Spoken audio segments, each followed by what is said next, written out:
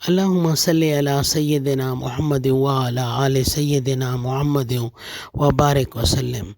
السلام علیکم۔ آج میں آپ کو درود حب رسول صلی اللہ علیہ وآلہ وسلم کے بارے میں بتاؤں گی۔ رسول اکرم صلی اللہ علیہ وآلہ وسلم کی محبت دین اسلام کی اصل بنیاد ہے، لہٰذا جو شخص یہ چاہے کہ اس کے دل میں رسول اکرم صلی اللہ علیہ وآلہ وسلم کی بے پناہ محبت پیدا ہو جائے تو اسے چاہیے کہ یہ درود کثرت سے پڑھے۔ اس درود کے پڑھنے سے ہر چیز کی محبت ترک ہو کر نبی اکرم صلی اللہ علیہ وآلہ وسلم کی محبت بہت زیادہ ہو جائے گی۔ اس کے علاوہ اس درود کے پڑھنے سے زیارت النبی صلی اللہ علیہ وآلہ وسلم کا بھی شرف حاصل ہوگا۔ سبحان اللہ۔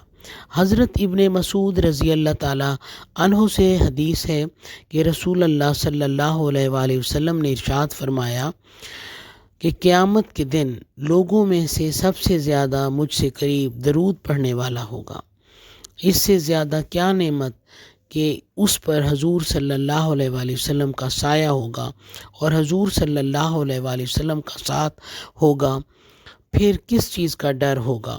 یہ محبت بھی بے مثال محبت ہوگی اور بے مثال اعزاز اور عجیب انعام و اکرام جس کو نہ کان نے سنا ہوگا اور نہ آنکھ نے دیکھا ہوگا۔